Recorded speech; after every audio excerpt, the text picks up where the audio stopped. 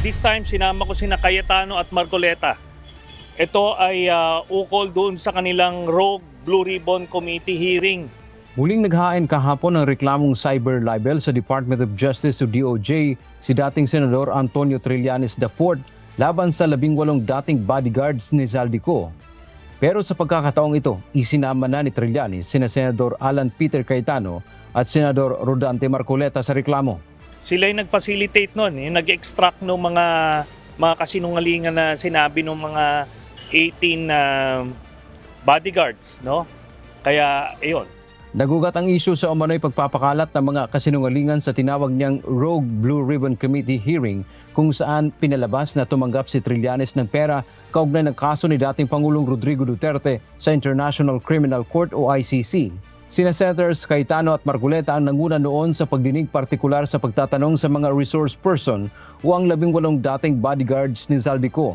Inaakusahan ng mga ito si Trillanes na isa umano sa kausap ng ICC investigators na nagpunta dito sa Pilipinas. Pero kanina may nagsabi na meron kay Senator Trillanes. Remember? Yes.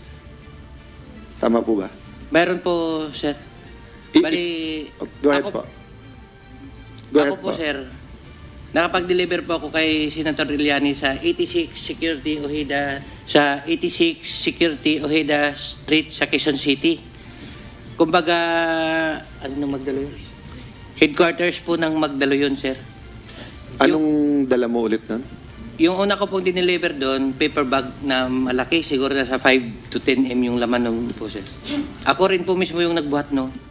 Sa nasabing pagdinig, binatikos ni Senator Marcoleta ang pagtulong at panunuhol umano sa ICC investigators. Dinalampan nyo ng pera, pinakain dito, nilagay sa magagandang hotel. Si kayo pang kumuha ng makakausap nila na testigo laban sa dating Pangulo. Ayon kay Trillanes, walang katotohanan ang mga paratang na ito. Binigyang din ito na walang parliamentary immunity sina Cayetano at Marcoleta nang gawin ang nasabing hearing dahil wala silang otoridad at napalitan na sila sa nasabing komite bago pa man ang pagdinig. Muli, inulit nila yung mga kasinungalingan na sinabi nila na nagbigay sila ng mali-maliatang pera sa akin para do sa ICC. Hindi po totoo yun.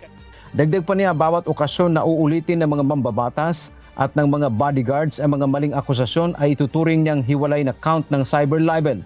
Sa ngayon, wala pang reaksyon ang dalawang mambabatas hinggil sa reklamong inihain ni Trillanes.